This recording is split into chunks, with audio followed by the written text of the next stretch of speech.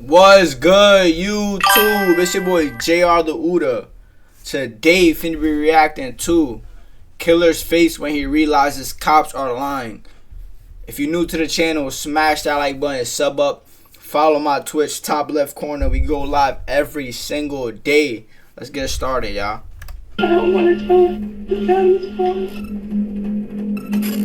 This is Valerie McDaniel. Police just entered her apartment in the middle of the night as her young daughter sleeps peacefully in her bedroom. What's going on? He wants to talk to you. Police tell Valerie and her new boyfriend Leon that Valerie's ex-husband was found murdered in his car with a shotgun wound to his head. Oh! A shotty! At first glance, Leon appears supportive of his new girlfriend, comforting her as she hears about the tragic news. Hell no, these niggas got something to do with it. I'm calling it now. One of these two people have something to do with that shit. Oh my god. I lost my father when I was young. Nobody cares, nigga. But what Valerie doesn't know is her boyfriend hides a disturbing secret.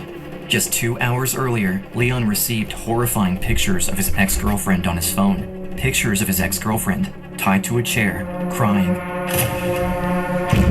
Leon thinks the police don't know anything, but the truth is, the cops are one step ahead of him and have been plotting the perfect trap. Tiffany don't know anything. I'll leave you books. No, we've been here all night. Right now we're gonna reach you, right? New York and Yeah, bro. A pic of his ex tied up. That's what I'm saying. That shit sounds insane. That shit sounds insane, bro. Cause what?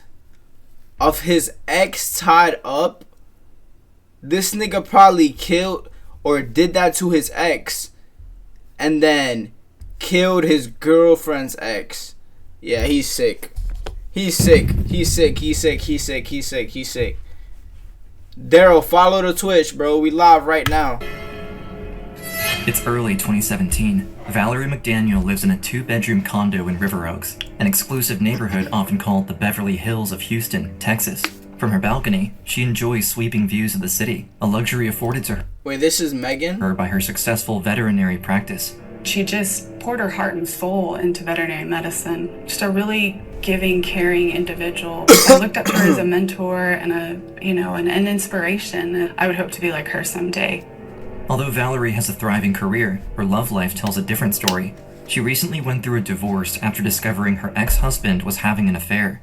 Valerie now shares custody of their 6-year-old This is daughter. Valerie. She was just unhappy. There was a void that wasn't being filled.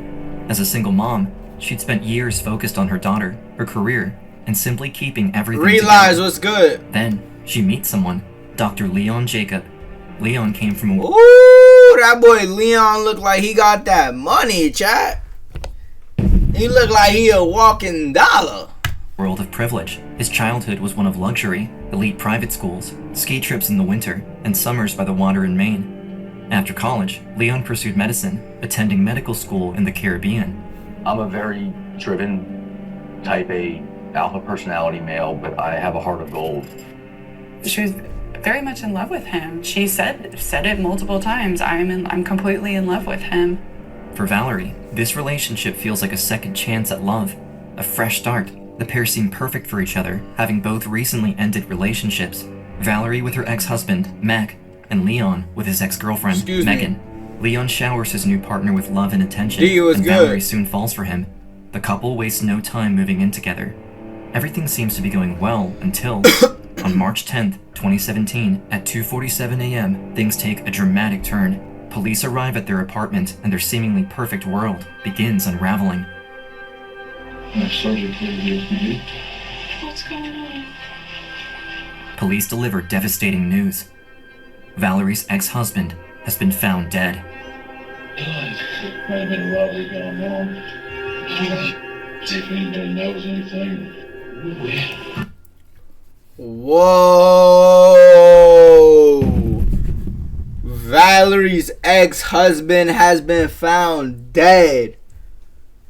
And Leon is supposed to be the millionaire in this motherfucker.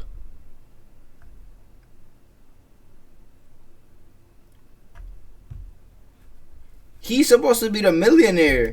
I'll be in your boats. Okay, baby? We've been here all night. When questioned, Leon claims to know nothing about the situation. He appears shocked and saddened by the news, but his reaction is entirely fake. Leon isn't telling the truth. He knows something the cops don't. In this moment, Leon is actually fixated on someone he can't let go of. Someone he wants out of the picture. Someone who he believes will soon be declared missing by her friends and family. Sober His was ex-girlfriend, good. Megan Vericas. But before we continue the story, we want to thank Aura. Oh, hell no. He's trying to get rid of both exes. He's one of those, bro. Like, gang, she has a past. Why? Like, you want to get rid of her whole past, you weirdo? Damn. Calm down. To Aura for sponsoring this video. And now, back to the case of Megan.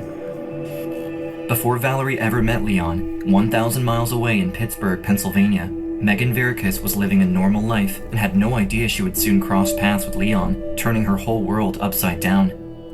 Before Leon walks into her life, Megan thrives in her role as the assistant general manager of a bustling hotel in downtown Pittsburgh. She's intelligent, hardworking, and grounded, a woman building a solid career with passion while maintaining strong ties to her community. She's a very likable person. She's someone that you'd want to be friends with. Megan effortlessly draws people in. Her close-knit family, who lives nearby in Pittsburgh, is a central part of her life. They share an unbreakable bond built on love, trust, and unwavering support. However, one day, a new guest makes an appearance and introduces himself as Leon Jacob. Leon is a transplant surgeon at the University of Pittsburgh Medical Center and is a long-term guest at the hotel where Megan works. He has an air of confidence about him, charming, direct, and self-assured. And he got that cheese, bro. He definitely got that guala. You feel me? And he does not look like just by the looks, he does not look like he up to no good. Like, you would not expect what they're saying right now of him type shit. When he approaches Megan, his smile is disarming, and the conversation is magnetic.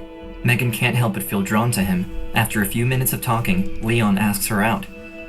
On their first date, Leon is unlike anyone she's ever met. He gives her his full attention, showering her with compliments and treating her with care and kindness. To Megan, it feels like she's met someone truly extraordinary. He was so focused on me anytime we went out. He definitely went out of his way to do things that were extravagant. A lot of times men don't put that much detail into things, and he did. After spending months getting to know each other, Megan and Leon's connection grows stronger. Their relationship blossoms into something Megan has never experienced before, comfortable, exciting, and full of promise. Together, they enjoy their lives in Pittsburgh, excited about what the future might bring. But then, one day, Leon shares some unexpected news. He's been offered an incredible opportunity in his home state of Texas. Leon said that he almost had a guaranteed job in Houston at Methodist Hospital, and he really wanted me to go to Houston with him. It was exciting. Megan has everything in Pittsburgh. Nah, she moved with him. I'm not gonna lie, bro. Everything sound like the perfect love story right now, bro. Everything sound like the perfect love story. It sounds like nothing could possibly go wrong. Sounds like a fairy tale. You feel me? You see those movies out, like those movies, love story, like it literally is one of those type shit. A career she's worked hard to build, her family, her friends, and the deep roots she's planted over the years. But with Leon offered an unmissable opportunity to complete his medical residency in Houston, everything changes. Facts. Leaving behind her entire life, she packs up and moves to Texas for him. It's not an easy decision, but Megan doesn't want to give up their potential future together, or risk that Leon gives up on his dream of becoming a doctor. For Megan, it's a leap of faith, a choice to follow her heart, even if it means walking away from everything she's ever known. I loved being with Leon. We had a nice life here. I got a job about 10 days after moving here. I'm starting to make new friends here. His mother had this pool, and on the weekends we spent time there, and his brother came over, and even though I left my family in Pittsburgh, I had this new family. Everything sounds At first, good. Everything is perfect. They easily settle into their new life. Megan adjusts well to Houston and her growing family after having an adopted puppy together. But soon after they settle in, things begin to change. Leon had claimed to have a secure job lined up, residency at a local hospital. However, as months go by, Megan notices that she's the only one working to pay the bills, while Leon spends most of his days at home, drinking and unemployed. Day after day, Megan goes to work, carrying the financial burden of their shared household. Whoa. Money was good. Hell no. Hell no. Ain't no. Bro, I'm not gonna lie. Just as a man, if I have a girl providing for you, a girl doing 100%, bro, hell no. I wouldn't even feel right waking up in the morning. How do you wake up in the morning and put your drawers on knowing that a girl is paying your bills? That's not happening, bro. While Leon explains to her that he's still looking for a job. Leon wasn't doing the job that he said he was here to do and that he trained for years to do. Despite his repeated claims that he is actively pursuing a role at the hospital, nothing changes. Over time, it becomes clear that Leon's promises are not matching his actions. It's now January 12th, Facts. 2017. It should be 50-50. Around 6 p.m., Megan has just gotten off work after a grueling 10-hour shift. Tired, she arrives at the apartment she shares with Leon, but to her surprise, the place is a mess. Clothes and dishes scattered everywhere, nothing in order. I said, well, you were here all day and this just doesn't seem very fair to me. That's when everything changes. The man she thought she knew, the one who had once been so charming, vanishes in an instant. Leon's expression hardens, and he begins yelling, calling her names she never expected to hear from him. Megan barely has time to react before he storms into the bedroom, pulling her clothes from the closet. He drags her belongings to the balcony and throws them outside. She stands frozen, trying to process what is happening as his rage continues to escalate. He then grabs a cup of... That's that alcohol, bro. That's that fucking alcohol, chat. That's what that alcohol do. I'm not gonna lie, bro. If somebody acts different off of alcohol, don't be with that person, gang. If somebody be a totally different person, soon as that alcohol hit, don't be with that person. Tobacco spit and hurls it across the room at her, the contents splattering everywhere as he continues his tirade, berating her relentlessly. It's like he is someone else entirely, a side of him she has never seen before. It was not who I thought he was. Megan is beyond shocked. It's like staring at a stranger. In that moment, it becomes clear that she needs to leave him. She grabs her own bag and begins packing what's left. She has no plan, no destination, but she just knows she can't stay. Megan moves toward the door holding her bag and their dog, but Leon refuses to let her go, blocking her path. His hands come down on her, trying to prevent her from leaving. She struggles and screams, doing anything she can to be heard. I was trying to scream and trying to make as much noise as possible so that the people downstairs would call the police. Then, he strikes her across the face. Megan is stunned. This is survival, and she needs to escape. With everything she has, Megan fights back. She lands an elbow in Leon's side, forcing enough space to break free. Out the door, down the hall, she bolts to the car, clutching their dog in her arms. But Leon isn't far behind. He chases her down the driveway, shouting threats. He's pulling on the car door, and he was like, if you don't give me the dog, I'm gonna punch you in the window. Leon manages to grab the dog, wrenching it from her arms. Megan tries desperately to grab the dog back, but it's too late. Buddy's a weirdo, bro. Yeah, Buddy's a weirdo. I already see where this is going, bro. Heck no. This is not... I'm not gonna lie. And it's like, I would say she should have been left, but it's like she never seen this behavior from this man, you feel me? She never seen this behavior from him, so it's like... She needs to think fast before it escalates further. All she can do is escape. She speeds away, finally free. Or so she thinks. Unsure where to go, Megan drives to a coworker, who is also a new friend, and arrives at her door in a panic. Her face was blotchy, marks and Tezzy things like was that good. around. She started crying. I closed the door, broke out tissues. She looked afraid and in disbelief that something like this happened to her. As they talk, Megan's phone buzzes with a never-ending stream of messages, all from Leon. His obsessive need to reach her is unrelenting. It was just non-stop emails, phone calls. In the days that follow, Megan tries her best to steer clear of Leon, but his overwhelming calls and texts don't stop. Soon, emails start flooding in from an account ominously named Leon Loves Megan. Leon loves Megan? Bro, he's lost. This looks like a junkie to me, bro. I don't know who this is. Escalation quickly results in him stalking her, as he starts showing up at her workplace, even spotting him following her around town. Even more distressingly, Megan discovers that Leon has drained most of the money from their shared bank account, and when she returns to the apartment to collect her belongings, every piece of furniture, every trace of her life there, is completely gone. Desperate and shaken, Megan turns to the police. She files for an emergency protective order and for assault charges, hoping this will protect her against Leon's growing obsession. I did file criminal charges for assault on a family member. I did provide the police with photos I'd taken. I thought I saved myself from the situation by contacting the police, but it didn't stop him. I think the longer that things went on, the more frantic and the scarier he got. Megan had every right to be scared for her life. I felt like I couldn't get away from Leon, and stop wasn't something that he could comprehend. Leon's stalking becomes so intense that Megan's work even takes action. The hotel officially bans Leon from the property, but this doesn't stop him, as he even attempts to hide in the bushes outside her office. We walk outside and see him standing there behind a bush like you're invisible.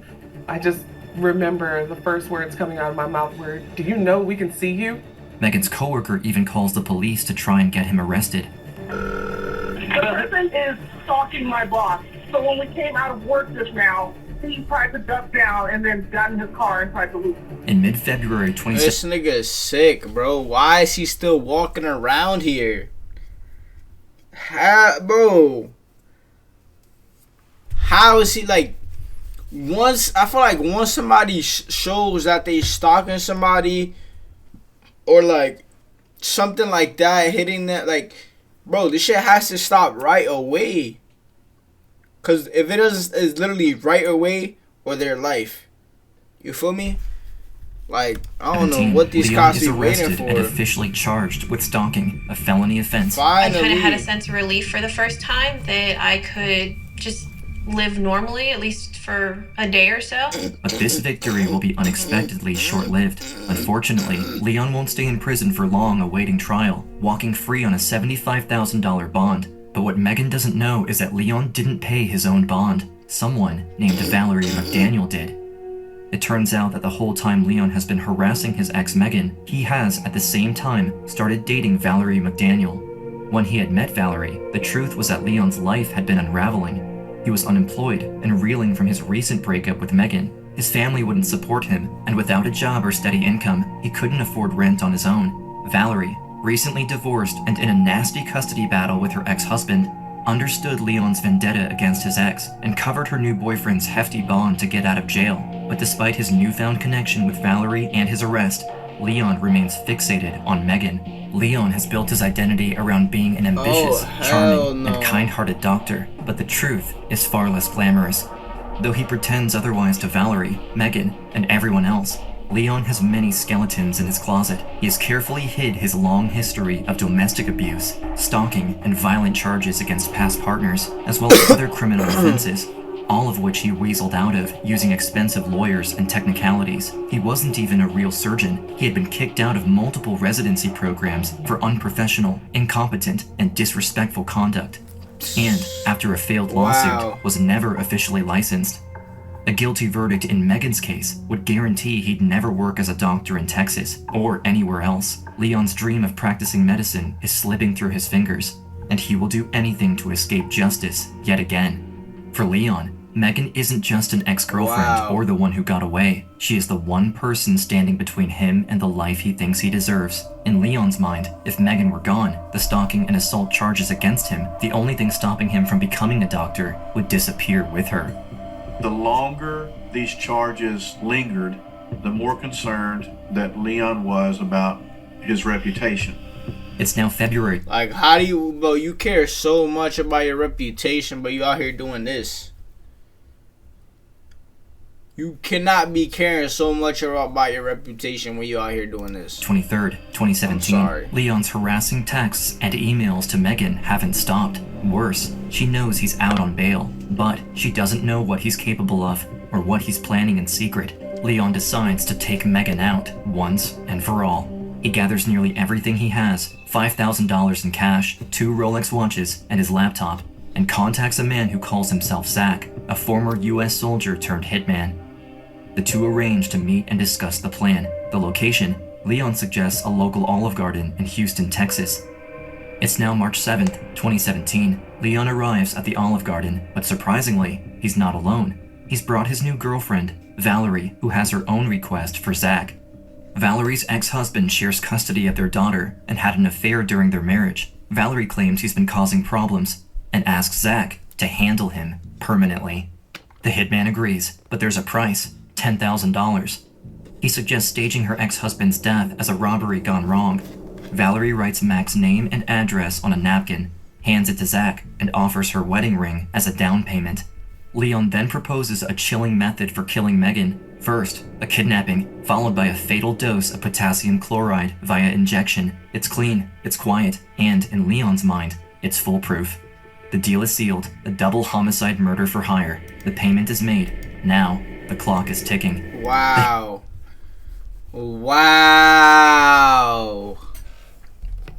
And somehow, the cops know everything.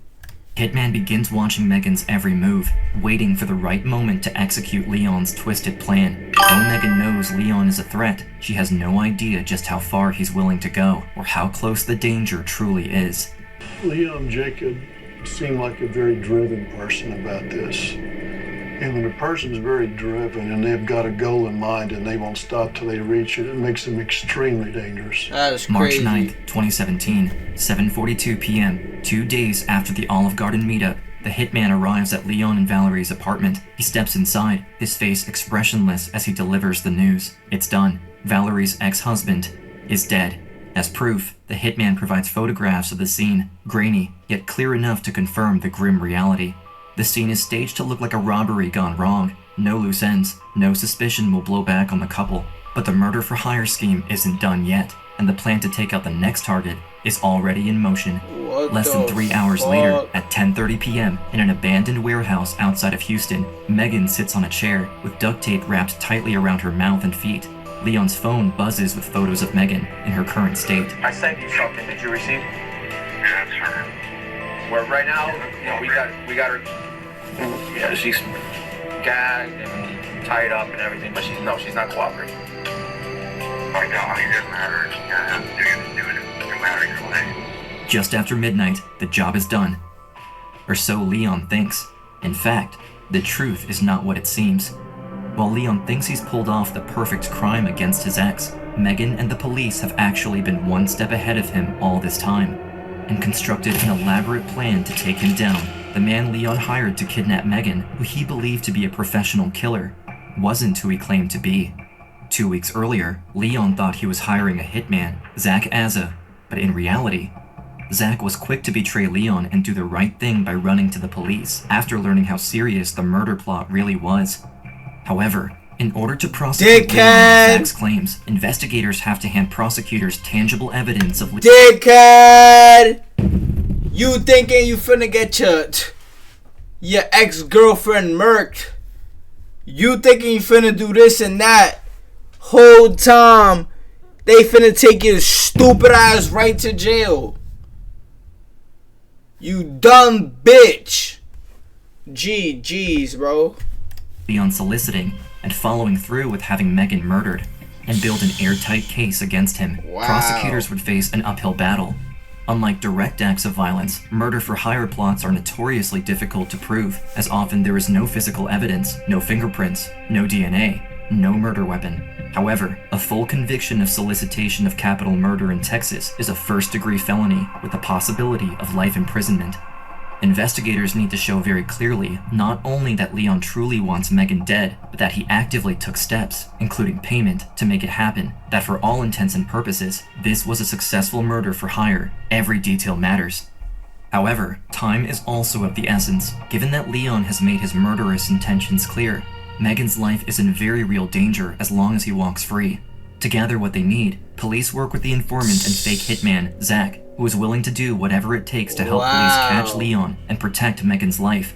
To lay their trap, police first have Zach call Leon multiple times to confirm details about the murder plot, recording every word.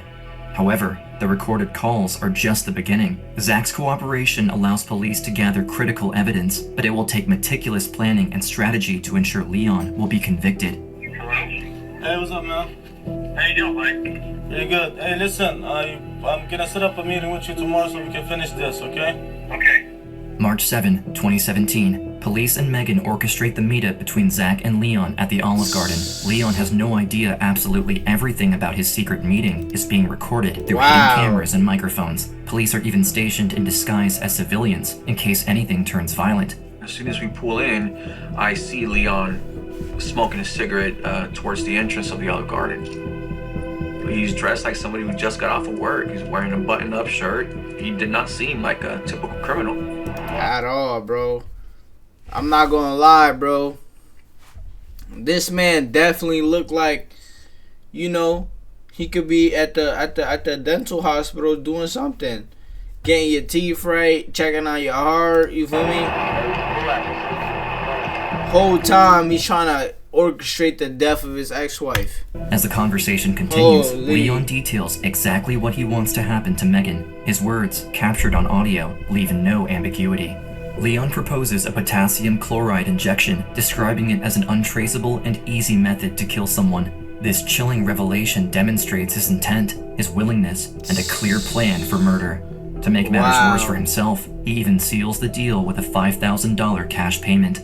But the plot thickens. Valerie McDaniel, Leon's accomplice, has her own deadly request. She wants her ex-husband dead. Are you asking how I would do it? Take his wallet, take his phone. They'll think he was a robber. No, address. Valerie then writes down her ex-husband's phone. Just like that, this whole couple is in jail for the rest of their stupid ass life. Name and address, handing over her wedding ring as an initial payment for the hit. Wow. At this point, police have enough evidence to prove intent from both Leon and Valerie, but they know it's not necessarily enough to ensure a conviction. What if a jury finds it insufficient? That's when the investigators devise a secondary plan to build an even more airtight case. They will stage the murders too. Megan and the team decide to create fake crime scene photos, essentially allowing Leon and Valerie to think the murders they ordered really happened. They will then present this proof to Leon and Valerie in order to secure payment for the supposed murders and to get the pair's live reaction, solidifying their plot for murder in the eyes of a jury. The second phase of the operation begins with Valerie's ex-husband, Mac, meeting the Houston police in an abandoned parking lot near an old warehouse to stage his own murder. He would be willing to do whatever we needed to stage his death. Leon knew what dead bodies looked like because he had medical training. We had to make it look real. For Mac's photos, investigators create a fake carjacking and have him pose fallen over his steering wheel. They do everything they can to make it look convincing, mimicking a gunshot wound to the head. Those stakes were high because if Leon caught on that those photos were not real, our whole investigation was down the drain. A few hours later, it's Megan's turn. The plan for her was to stage a kidnapping and then murder. In the abandoned warehouse, just outside Houston, Megan waits for the plan to be set in motion. As the fake hitman speaks to Leon on the phone, the police prepare for the most crucial part, the kidnapping photos. They have to look disturbingly real. If Leon suspects for even a second... I'm not gonna lie, that shit do look real as fuck, bro. I'm not gonna lie, chat, that shit do look hella real. You can see the vein damn near popping on her head. The scene is staged. The entire operation and the case they have worked tirelessly to build will crumble. Some people wanted to just duct tape her lips, and I said, no, we're gonna do this like we're real killers. This needs to look real, it needs to look legit. They zip tied my arms and my legs. They Locks was good. And duct tape. And at that point, I was just, it was awful. And I really thought, like, what if this really happened? What if I was really in this warehouse like this? Tears were flowing, and she just broke down. You could see the emotional toll that it was taking. The undercover officer, posing as the hitman, sends the photos to Leon. The images are designed to prove that Megan has been abducted, leaving Leon with one final opportunity to call off the hit and spare her life. But instead, Leon doubles down, giving the order to kill his ex-girlfriend. With Leon's intent confirmed, investigators move to the next phase. They need to deliver the news of Megan's death and collect the payment in person. This step is critical, not only to secure additional evidence through audio and video recordings, but also to build a case that leaves no room for doubt. Their goal is to ensure Leon will face the maximum sentence and that Megan will never have to look over her shoulder ever again. Hello? Leon, we need to meet in person. Not on the phone, yeah. You know, I worry about the seeing in person stuff because I worry about that I'm being set up here too. Okay, well, you need to understand, from my side, I'm worrying about being over the phone. That's how people get caught on the phone. The undercover agent and Leon agreed to meet at Valerie and Leon's condo. However, the condo poses significant risks. If I needed to be rescued or something went wrong, it would take some time for my extraction team to reach me. But I wasn't going to stop this investigation just because he refused to meet me somewhere in public. I'm here. Okay. Yep, good. From there, we go up the 7 floors and we get to the condo. Valerie emerges from the back bedroom and she greets me. We'll just put the cell phones down and talk outside. The undercover officer, Leon, and Valerie move to the balcony. The three stand facing each other as the officer pulls out the photographs. Carefully, Leon examines the staged photos, his expression unreadable. And he studies it for a second or two, and then all of a sudden, he gets spooked. He immediately grabs my chest. It took me by surprise that I felt my safety was on the line. The danger was very real. If Leon figured out that I was a police officer, he could have attempted to push me off the balcony. You mind showing me? No, no problem. So I turn it around on him and I say, "Are you wearing a wire?" And he stands up, lifts up his shirt to show me he's not wearing a wire. So at this point during the meeting, Nah, bro. Wait, so how did he record it if he wasn't wearing the wire? Maybe on his phone or some shit? Bro, this is a weird ass meeting, bro. Weird ass meeting, cause both of them is having like he thinks it's fake. Like, you feel me? I ain't gonna lie, I would think it's fake too though. The Leon guy, he's like, nah, no way, it's too like good to be true. You gotta be wearing a wire type shit. He stands up, lifts up his shirt to show me he's not wearing a wire. So at this point during the meeting, I'm kind of running on adrenaline. And then he proceeds to give me $1,800 in cash. It's okay if I count it. 10, 2, 1. This is the final piece of the puzzle. It showed he committed the overt act of paying me to commit a murder. Only 1,800? 8. At this stage of the investigation, the police believe they have almost everything they need to prosecute Valerie and Leon. Still, there is one final step to ensure their case is airtight. Officers plan to visit Valerie and Leon's apartment and deliver a death notification. The entire interaction will be recorded on body cam footage, capturing their reactions. These raw, unguarded moments will serve as crucial evidence for the jury to charge Valerie and Leon with solicitation of capital murder. GG's. What's going on? He's got it. I'm afraid we have some bad news. Her ex-husband's been right now we're going to read you your rights. Both of you have been arrested. The solicitation capital murder. Why? First person murder. Give it up from the other side. It's okay. When officers arrive at Valerie's apartment, her ex-husband is also there, waiting outside. He has come to take custody of their young daughter. As Valerie stands in handcuffs, her ex carries their still sleeping daughter out of the apartment, right past her mother, who is now being escorted to jail. Valerie looked broken at that exact moment. She hired GG's. These niggas thought this was so real, chat. They thought they had the perfect plan. They said, oh my god, yes, perfect plan, yes. Little did they know. hitman to kill her ex-husband because she wanted full custody of her daughter. And at the end, her ex-husband got their daughter anyway. Both Leon and Valerie are arrested. Leon, with his history of stalking charges, is held without bail from the moment of his arrest until his trial. For the officers, the prosecutors, and Megan, this is a huge relief. His first arrest and subsequent release on bond could have been deadly.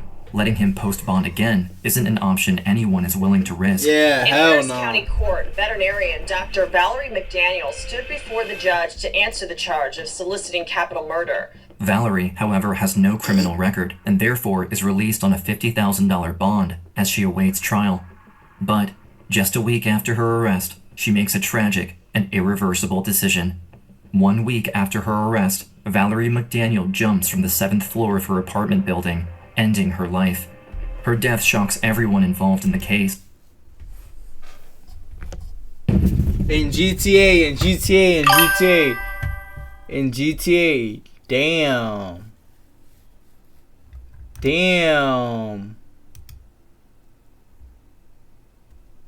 Damn. She couldn't deal with the truth, bro. I'm not gonna let Melly. This always what happens, bro. No R.I.P.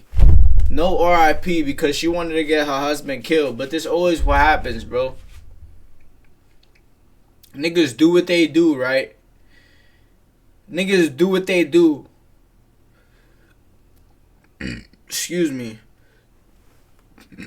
And then one shit come out. One shit come to light. The easiest thing to do is take your life in GTA. Like, this shit eat you alive. This shit eat you alive, literally. You can't sleep at night. You can't do nothing. Can't even use the bathroom. And also, bro, I don't even know why she posted that 50K bond. I don't know why she wasted her money. You coulda did this in jail. Leaving behind unanswered questions and a young daughter who will grow up without her mother. Leon Jacob faces trial for his actions alone. After the charges are filed, there's still a lot more work to be done. The amount of research, interviewing people, they went to great lengths to ensure that they had every detail possible for him to go away. The prosecution builds their case around one central piece of evidence, the undercover recordings. This case was going to rise and fall on the recordings because they're not very common that we come across somebody who is willing to pay somebody to kill somebody else. The trial begins on March 20th, Facts. 2018. The courtroom is packed and everyone's eyes are on Leon. As the trial goes on, there is one person's testimony that is integral to the case. Somebody was able to actually stand up to him, and it was Megan. I wanted to do everything possible to make sure that he could never hurt anyone again. And as hard as it was to get up and testify, I knew that I had to. I wanted to look at Leon. I wanted to make sure he knew that I was still here and I was still alive.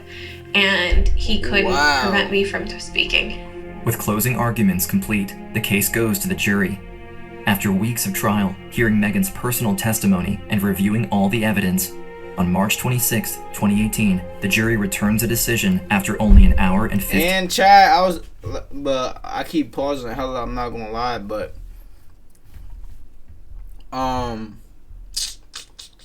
what was I gonna say? Oh yeah, this is in 2018, bro. A lot of the time, these stories be like hella long ago, but 2018, that's not that long ago at all. At all. 15 minutes of deliberation. In the state of Texas, the jury also decides the defendant's punishment. The jury having found the defendant Leon Philip Jacob guilty of solicitation of capital murder. Assesses punishment of confinement in the institutional division of the Texas Department of Criminal Justice for life. Assess a fine in the amount of $10,000. Leon Jacob will serve 30 years before he's eligible for parole. By then, he'll be over 70 years old. I never want him to be able to do this to somebody else, because if it wasn't me, if it wasn't Valerie, it's gonna be somebody else. And that needs to stop. I wanted the final say, his last day in court, to be me. While Wow. you're in jail, I hope you think of me, the girl that you called poor and uneducated. Because it's because of me you will be in prison for life. You destroyed me financially and took away my sense of security, but you can do that no more. Enjoy life in prison. If one thing would have went wrong, I wouldn't be here. I can't express how thankful I am. Megan bravely chose to stand up to Leon's abuse. She spoke out, worked with police, and cleverly outsmarted Jado, where the fuck have you been? Did you go to sleep, bro? someone who thought he would never be stopped. Today, Megan continues to use her voice, speaking about her experiences, now volunteering at This nigga went organizations to against sleep. domestic violence. Megan shows that healing is possible, and that even after tragedy, there is a life worth living. I draw strength from the fact that he sits in jail every day. I wasn't gonna let him get away with this. Hell The no. bad things that Leon did, people were gonna find out about. He can't hurt anyone. Facts, bro. Facts. I'm not gonna lie. Fuck that nigga Leon. He's a bitch. Catch me a Leon, I'ma smack him with my dick. Smoking on that Leon pack, that shit got me fried. I said, damn, nigga. I said, damn, nigga. I said, smoking on that Leo. I said, smoking on that Leon pack, that shit got me fried. Fuck Jetto. I'm about to hit him with my ride. But you too, man. If you like this video, do me a favor. Smash that like button. Sub up. Follow my Twitch. We go live every single day. Appreciate you so much for watching, man.